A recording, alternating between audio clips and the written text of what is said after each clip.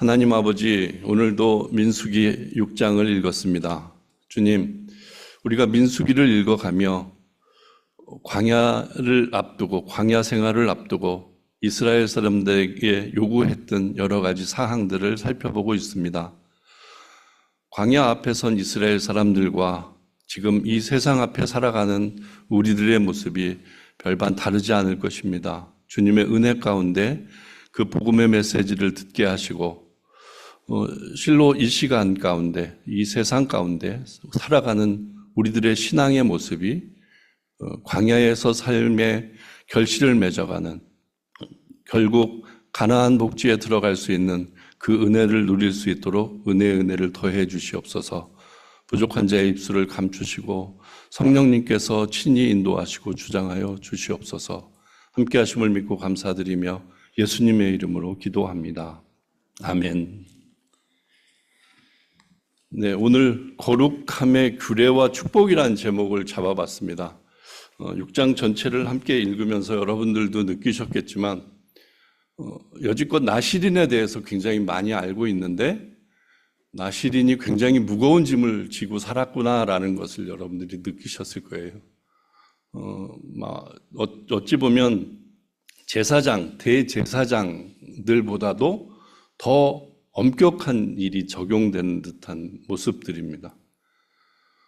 그런 나시린의 삶을 우리가 오늘 좀 살펴볼 것이고, 그리고 이제 진짜 광야로 출정하는 시간을 앞두고 있어요. 7장부터는 그 일의 시작인데, 지난 5장 읽을 때도 말씀드렸지만 출정하기 전에 여러 정비들을 먼저 했습니다. 그리고 지금 그 진영 가운데 네 자리, 우리 지파의 자리가 다 명확하게 자리매김이 된 상태입니다. 그런 것들을 두고 우리는 지금 이 시대를 살아가면서 내 자리를 여러분들이 한번 생각해 보시라고 표현을 드렸고, 아마 많이 묵상을 통해서 지금 가정에서 내 자리, 내 사회에서 내가 맡고 있는 내 자리, 그 지점들을 여러 가지 묵상을 해보셨을 것입니다. 그리고 5장, 6장을 통해서 5가지, 이제 정말 광야로 나가기 전에 5가지를 준비시키는데, 지난 5장에서는 부정한 것을 다 없애버리는 일과, 그리고 죄를 지은 것을 속죄하는 일, 그리고 의심의 소재라는 것을 통해서 이 공동체를 해칠 만한 여러 갈등들을 너희들이 어떤 방편으로 해소할 것인지, 그 3가지를 살펴보았고요. 오늘은 특별히 나시린 제도를 이렇게 말씀하시면서 나시린으로서의 삶을 되게 강조하고 있다는 걸 여러분들이 느끼셨을 겁니다. 그리고 마지막 부분에 이런 성실한 거룩한 모습으로 살아가는 너희들에게 나는 이렇게 축복하기를 원한다 하시면서 오늘 6장을 마무리 짓고 있습니다. 그래서 광야를 앞둔, 광야 생활을 앞둔 이스라엘 사람들이 준비케 하시고 또 규례를 명확하게 이해하게 하시고 축복하는 그런 수순을 우리가 오늘 말씀을 통해서 조금 살펴보도록 하겠습니다. 6장 거의 태반이 나시린에 대한 규례를 말씀하고 있습니다. 여기 여러분들 읽으셨을 때 느꼈지만 굉장히 많이 반복되는 말이 있어요. 자기 몸을 구별하여 드린다라는 표현입니다. 이게 나시린의 깃들여진 모습이에요. 나시린이, 우리는 나시린을 말하면 삼손이 떠오르고 삼손이 했던 일을 생각할 것입니다. 그리고 대표적으로 알고 있는 사무엘, 그리고 신약에서 등장한 세례요한, 이렇게 이제 나시린으로 대표적인 사람으로 우리가 인정을 하고 있습니다.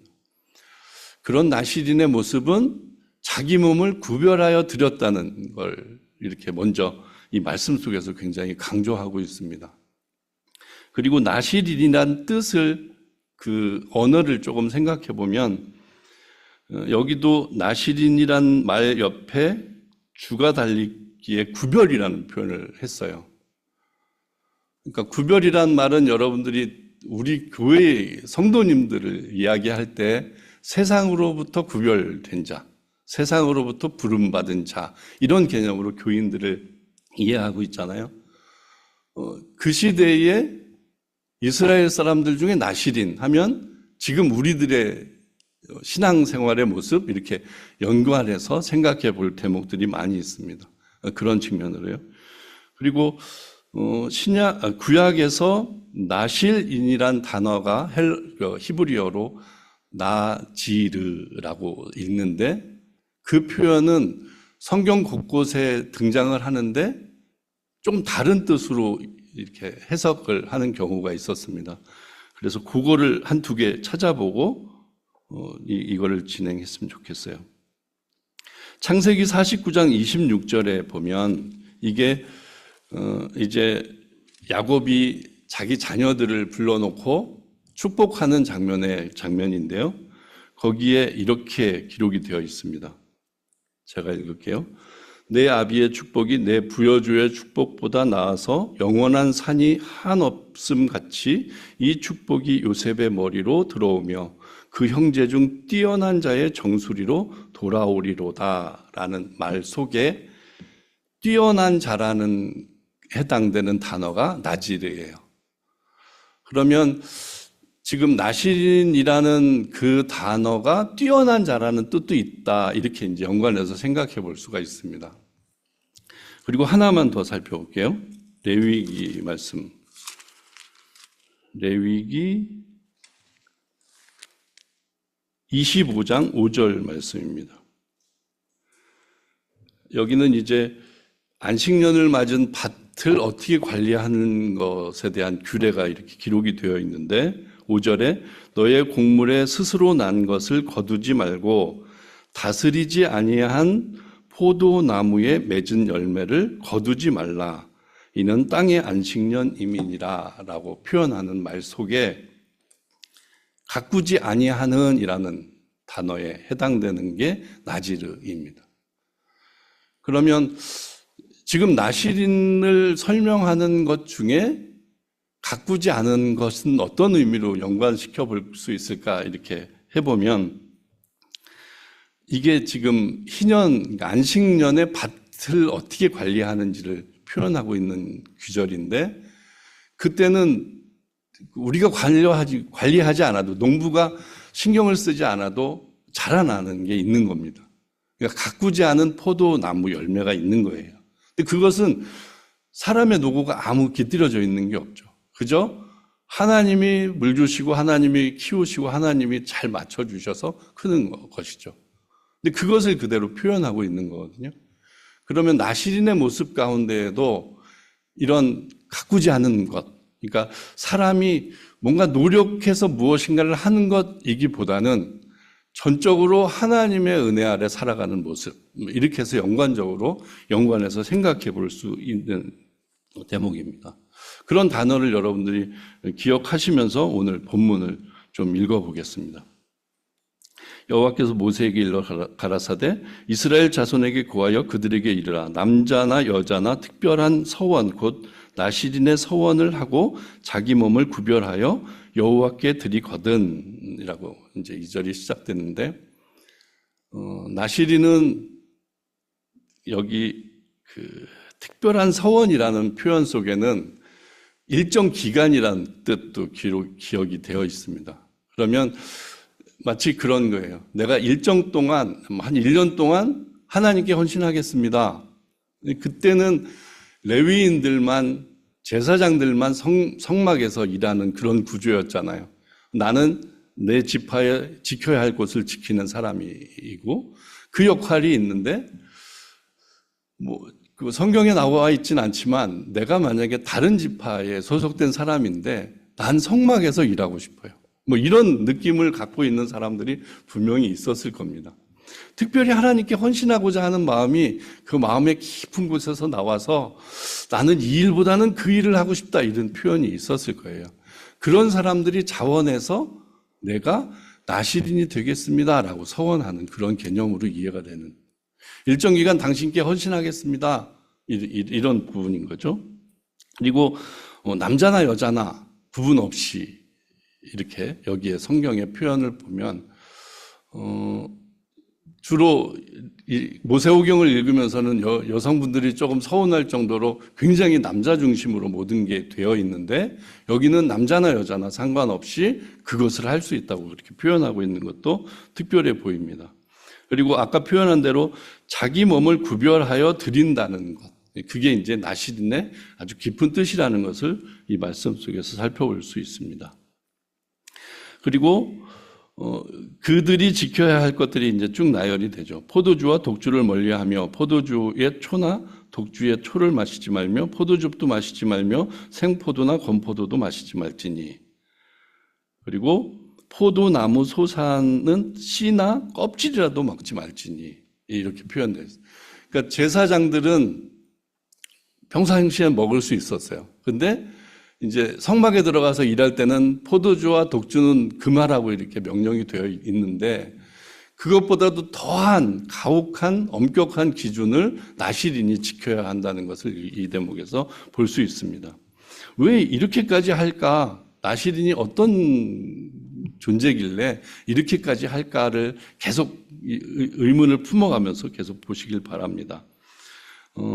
이렇게 아예 포도의 피업자도 생각나지 않을 정도로 엄격하게 하고 있는. 그래서 우리들의 속성은 사실 그렇잖아요. 내가 조금 젖어들면 그게 굉장히 빠른 속도로 나를 잡아먹는 경우가 많이 있습니다. 내가 요건 잠깐 이렇게 틈을 보이면 그 틈이 만큼 커져서 우리는 죄 짓고 있는 그런 형세가 많잖아요. 그런 것들까지도 우리는 여기서 생각해 볼 수 있습니다. 그리고 5절에 그 서원을 하고 구별하는 모든 날 동안은 삭도를 도무지 그 머리에 대지 말 것이라. 자기 몸을 구별하여 여호와께 드리는 날이 차기까지 그는 거룩한즉 그 머리털을 길게 자라게 할 것이며. 왜 머리를 기르게 했을까? 이렇게 분분해요. 이것은 특별히 그 당시에 우상 숭배하는 자들, 그러니까 다른 신을 섬기는 사람들의 특징이 이렇게 머리를 밀고 수염을 깎고 그 다음에 상처를 내고 뭐 이런 모습이 특징이었다는 얘기가 있어요. 그러면 그거와 좀 구별되게 하려고 이렇게 했을 수도 있는 것이고, 아까 여러 말씀 찾아봤을 때 그 안식년에 그 가꾸지 않은 포도나무의 표현처럼 그냥 자연 그대로 하나님이 길러주시는 머리 그대로 그냥 하고 살았다는 그런 모습도 생각해 볼 수 있습니다. 그리고 남자들은 금방 태가 날 것 같아요. 남자는 머리가 짧았을 테니까. 근데 만약에 여성분이 나시린이 됐을 때는 어떤 식의 이렇게 차별점이 있었을까 또 이렇게 생각해 봐요. 근데 관리를 안 하고 그냥 그대로 두었다는 게 이미지가 강하니까 아마 조금은 지금 시점으로 이렇게 얘기해 보면 되게 지저분하게 살았을 수도 있다. 이런 느낌도 없지 않습니다. 그러나 이렇게 기준이 엄격했다는 것은 좀 더 알고 넘어가야 합니다. 그리고 6절에도 자기 몸을 구별하여 여호와께 드리는 모든 날 동안에 시체를 가까이 하지 말 것이요 그 부모 형제 자매가 죽은 때에라도 그로 인하여 몸을 더럽히지 말 것이니 이는 자기 몸을 구별하여 하나님께 드리는 표가 그 머리에 있음이라. 이 부분도 제사장, 대제사장급이에요. 그러니까 제사장들은 직계 가족들은 허락했어요. 그러니까 내가 같이 사는데 우리 부모가 돌아가시면 부모의 시체로 이렇게 뭐 만져도 되는. 근데 대제사장한테는 이제 그 기준을 너의 부모라도 그렇게 하지 말라고 계명을 주시고 있거든요. 근데 대제사장급으로 이 나시린도 그렇게 하지 말라라고 경계하고 있습니다. 왜 이렇게 엄격하셨을까? 계속 생각해 보죠. 8절에 자기 몸을 구별하는 모든 날 동안 그는 여호와께 거룩한 자니라. 9절에 누가 호련히 그 곁에서 죽어 스스로 구별한 자의 머리를 더럽히거든 그 몸을 정결케 하는 날에 머리를 밀 것이니 곧 제7일에 밀 것이며 제8일에 산비둘기 2마리와 2마리나 집비둘기 새끼 2마리를 가지고 회막문에 와서 제사장에게 줄 것이요 제사장은 그 하나를 속죄제물로 그 하나는 번제물로 드려서 그의 시체로 인하여 얻은 죄를 속하고 또 그는 당일에 그의 머리를 성결케 할 것이며. 굉장히 엄격하잖아요. 그러니까 이거는 부지불식간에 당한 일. 그러니까 내가 잠을 같이 자는데 나도 모르게 옆에 있는 사람이 먼저 죽은 거예요. 근데 그것 때문에 내가 더럽혀졌다고 지금 말씀하는 거잖아요. 그러면 그런 상황까지도 이렇게 엄격하게 제정을 해놓은 거 보면 뭔가 특별한 의미가 있다는 생각이 계속 듭니다. 그리고 그렇게 더럽혀졌을 경우에 이 일들을 하라고 지금 명령을 하는 거잖아요. 정결케 하는 날에 머리를 밀 것이니, 조금 여기 좀 이상하죠. 머리를 자르면 안 돼. 삭도를 대면 이게 끝나는 일인데 더럽혀졌다고 그러면 너 머리를 이렇게 밀어야 돼라고 표현하는 겁니다.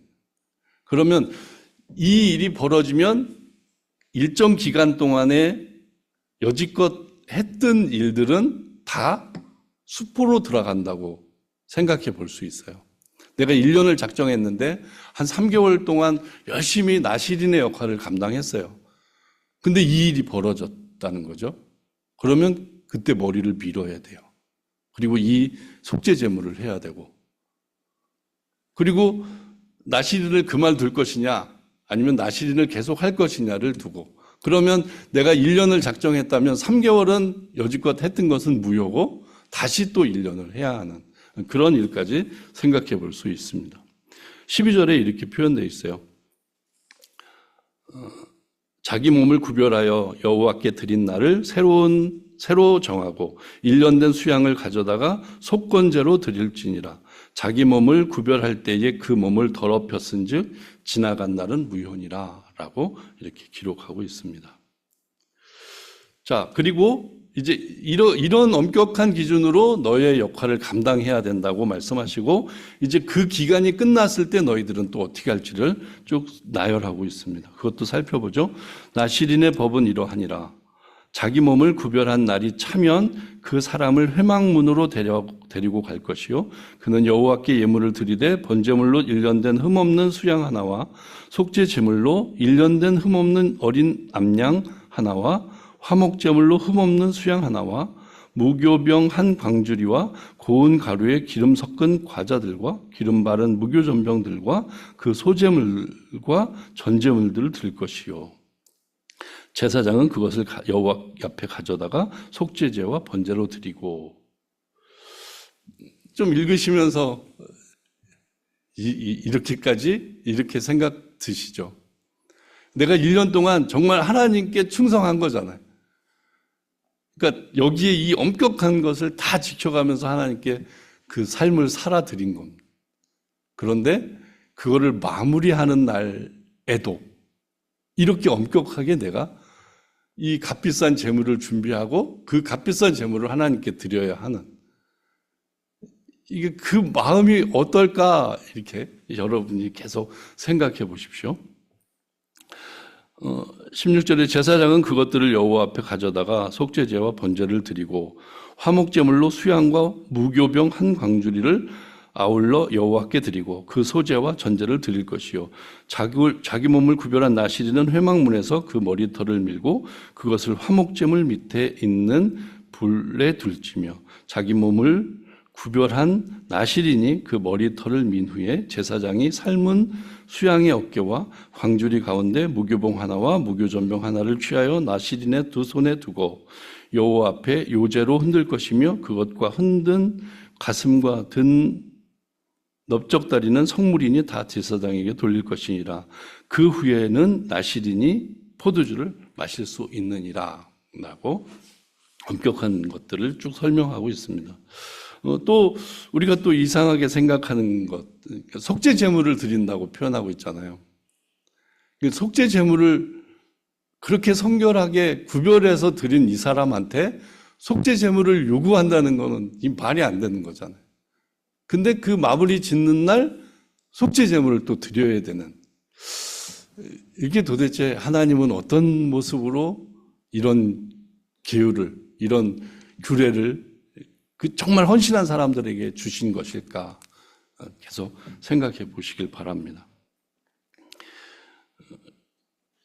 그리고 나실인이 그 이후에 포도주를 마실 수 있다고 이렇게 성경은 마무리하고 있어요.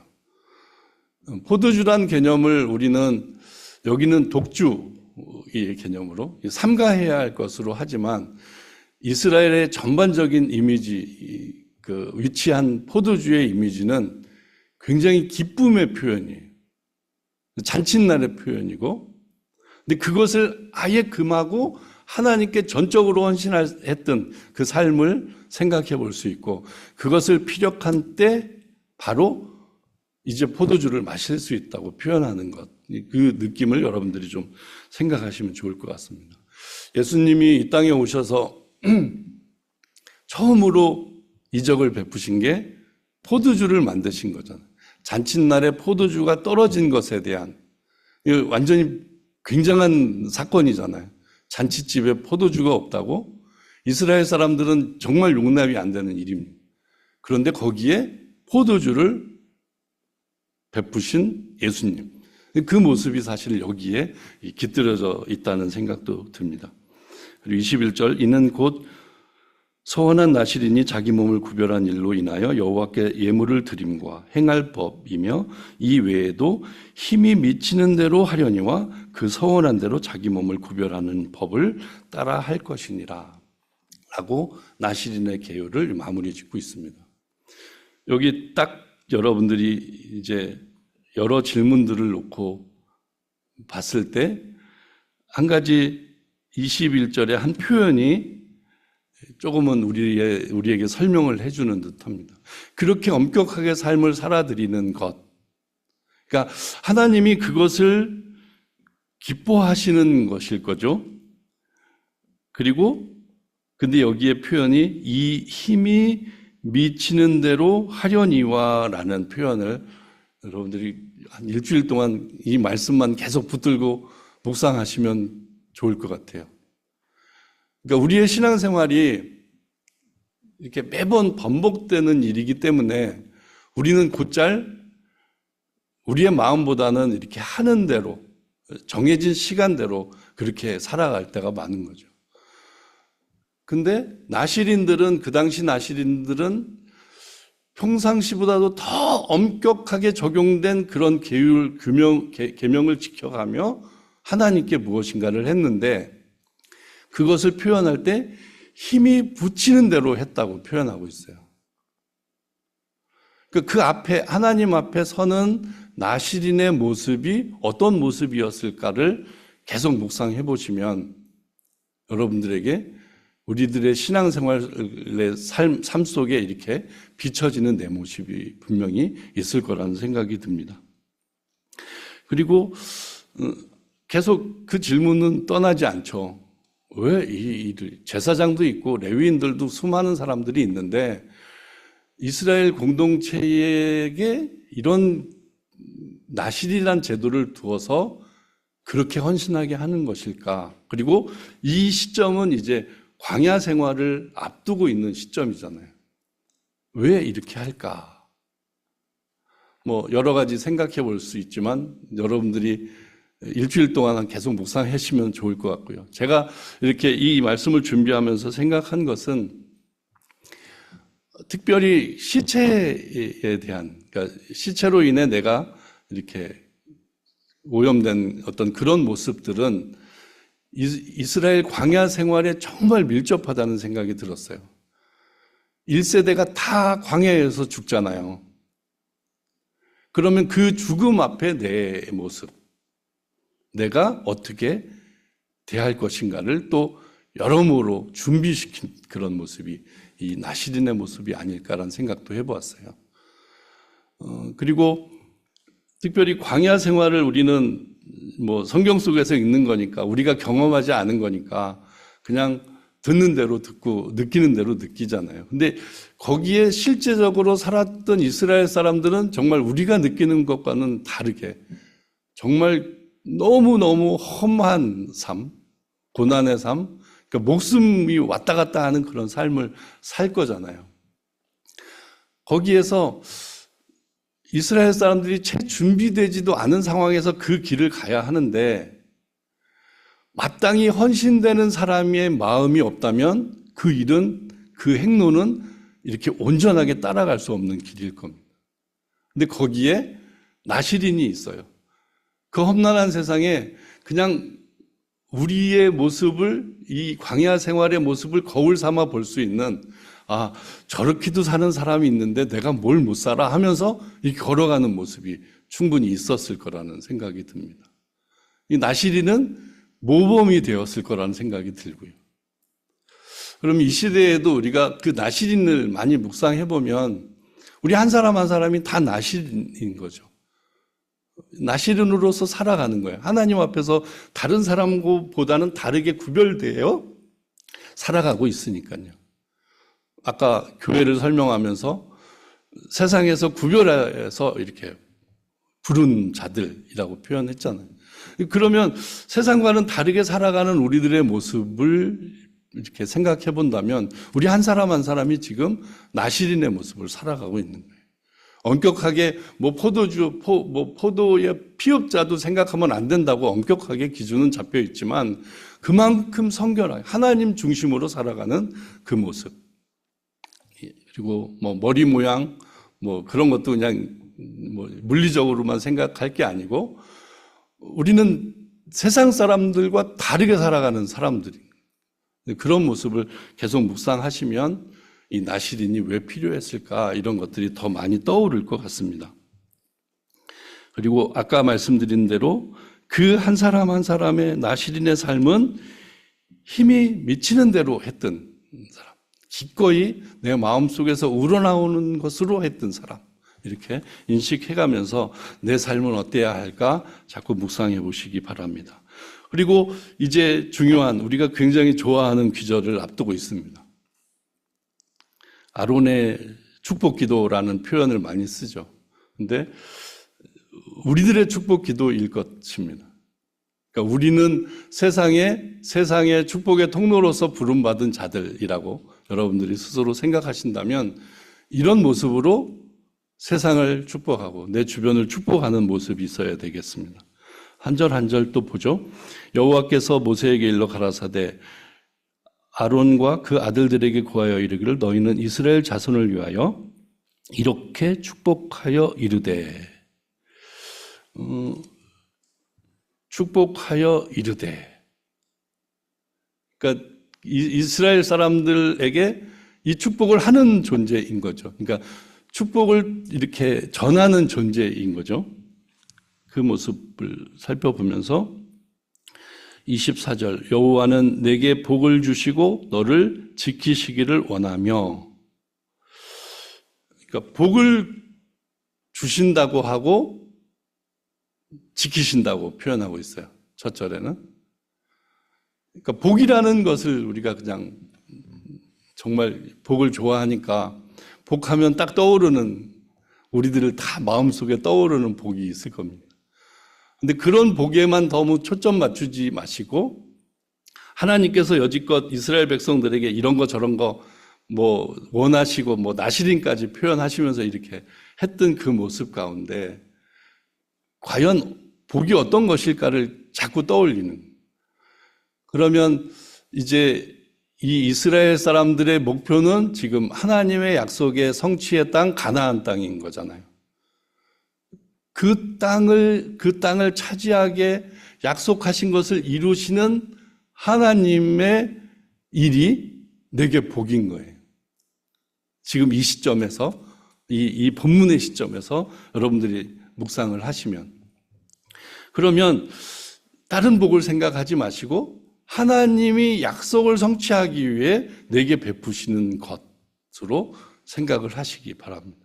그리고 이제 광야 생활 중에 하나님은 약속하시는 거죠. 내가 그 가나안 땅 약속했고 거기까지 가는데 나는 너를 지키겠다라고 말씀하시는 부분으로 이해를 하시면 좋을 것 같습니다.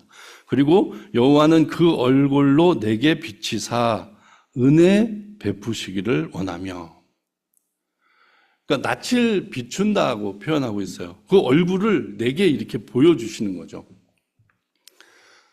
이런 부분을 여러분들이 삶 속에서 느끼셨을 수 있을 거예요. 정말 나만 고립돼 있고 나는 아무것도 할 수 없고 그냥 고개 숙이고 그냥 쓰러져 있을 수밖에 없는 그런 상황일 때 하나님은 왠지 어디선가 나를 쳐다보시는 것 같고, 근데 저도 그런 막 낙심해서 고개를 짓수그리고 막 그러고 있을 때 이렇게 성경이라도 읽어야지 그러면서 성경을 이렇게 들었는데 갑자기 누가 이렇게 나를 바라보고 있는 느낌이 확 오는 거예요. 천장을 이렇게 보는데 아무것도 없죠. 근데 그때 마침 하나님이 나를 이렇게 지켜보고 계시는, 바라보고 계시는 그 느낌을 너무 크게 받았어요. 그런 거예요. 그 낯이 나를 바라보고 계세요. 내 편은 아무것도 없는 것 같은데, 내 방법은 아무것도 없는 것 같은데 그냥 하나님이 나를 이렇게 바라보고 계신대요. 그리고 이 낯을 내게 비추셨다는 그 표현에는 웃는 얼굴로 나를 바라본다는 표현이 깃들여져 있어요. 그래서 공동 번역은 나를 웃으면서 바라보신다는 식으로 표현되어 있어요. 그러니까 그 모습을 여러분, 나를 이렇게 바라보고 미소 지으면서 나를 바라보고 계신 모습, 그 모습을 느낀다면 그게 바로 내게 은혜인 거죠. 그 은혜가 내게 풍성하게 오는 거죠. 그 부분을 또 이렇게 이 말씀 속에서 주시고 있고요. 26절에 여호와는 그 얼굴을 내게로 향하여 드사 평강 주시기를 원하노라. 아까 얼굴을 내게 비치시는 표현하고 그 얼굴을 내게로 향하여 드사라는 표현은 조금 달라요. 그러니까 위치도 다른 것 같습니다. 위에서 아래로 내려보는 느낌인데 이것은 내 밑에서 이렇게 나를 바라보고 있는 그런 느낌이에요. 내 눈높이로 나를 주목하고 계신다는 그런 표현도 느낄 수 있습니다. 그렇게 내게 다가오시고 나를 주목하고 계신다는 것 느끼면 그 순간에 우리가 느낄 수 있는 최상의 기분은 평강일 겁니다. 하나님이 지금 여기 복을 주시고 지키시고 얼굴로 내게 비추시고 은혜를 베푸시고 얼굴을 바라보시면 내가 이 평강은 최상의 복이잖아요. 아주 궁극의 복인 거예요. 그 마음, 이 마음이 그렇게 와 닿는 거죠. 그래서 그것을 이렇게 결국에는 이 평강으로 우리에게 답하시는 이것만 우리 마음속에 담을 수만 있다면 그 40년 광야 생활 아무 문제가 될 게 없는 거죠. 늘 그러고 있었잖아요. 하나님 불과 기름 구름으로 계속 같이 계셨고 어떤 일이 있을 때마다 계속 길을 내어주셨잖아요. 그런 평강을 어디서 찾아올 수 있겠어요? 그 모습을 이렇게 이제 광야에 출발하는 그 사람들에게 너희들은 이렇게 축복해야 된다. 이런 하나님을 자꾸 너희들은 전해야 된다. 이렇게 말씀하고 있는 거죠. 그리고 27절에 이제 그들은 이같이 내 이름으로 이스라엘 자손에게 축복할지니 내가 그들에게 복을 주리라 라고 말씀하십니다. 여기 한 가지만 설명하고 마칠게요. 시간이 많이 갔는데 내 이름으로 축복하라는 표현. 근데 이 축복은 바라크란 말을 쓰지 않고 수음이라는 표현을 썼어요. 근데 이 수음의 뜻은 이렇게 놓다, 배치하다, 두다라는 뜻을 갖고 있어요. 내 이름을 너한테 둘게 이렇게 표현하고 있는 거예요. 그러니까 너희들이 그렇게 축복해주면 내가 내 이름을 그들에게 놓겠다 이런 뜻입니다. 이름을 놓는다는 표현을 생각해 보세요. 우리 군대 가면 내 속옷에다가 이렇게 이름을 쓰잖아요. 이건 내 거라고 표현하는 것처럼 그런 것이죠. 하나님이 이건 내 것이다라고 딱 못 박아 놓으신다는 표현이에요. 그걸 축복이라고 해석을 한 겁니다. 그 축복이라고 여러분들 여기시면서 살 수 있겠죠. 그러니까 하나님이 너 내 거야 라고 하는 게 얼마나 우리들에게 큰 복입니까? 그것을 여기서 말씀하고 있어요. 그들은 이같이 내 이름으로 이스라엘 자손에게 축복할지니 내가 내 이름을 거기에 둘지니 라고 표현하고 계십니다. 너 내 거야 라고 지명했다라고 말씀하시는 겁니다. 그리고 내가 그들에게 복을 주리라 라고 결론을 내리십니다. 누가 줄 수 없어요. 하나님이 주시는 거죠. 뭐 아론이고 뭐 다 상관없습니다. 그냥 하나님이 주시는 거예요. 하나님이 내 거다라고 하시고 그렇게 함께 하신다고 말씀하시는 겁니다. 예, 이제 뭐 6장을 다 살펴봤습니다. 여러분들이 한 주간도 이 말씀을 좀 묵상해 가시면서 나실인이란 이렇게 자세하게 있다는 거 우리가 오늘 한 절 한 절을 읽으니까 정말 더 많은 것을 여러분들이 보셨을 거예요. 그런 느낌으로 이 나실인을 대하고 또 왜 그런 나실인이 필요했을까? 지금 혹시 나에게도 나실인의 모습을 요구하시는 건 아닌가? 이런 묵상을 계속 하시고 또 이 복의 그 놀라운 메시지를 일주일 내내 눈 뜨자마자 이런 복을 내 스스로에게도 그리고 내 주변에게도 이렇게 흘러보내시기를 주님의 이름으로 부탁드립니다. 기도하겠습니다. 하나님 아버지 감사합니다. 우리가 무엇이 간데 이렇게 말씀을 보내셔서 우리의 삶을 이렇게 풍성하게 하십니까?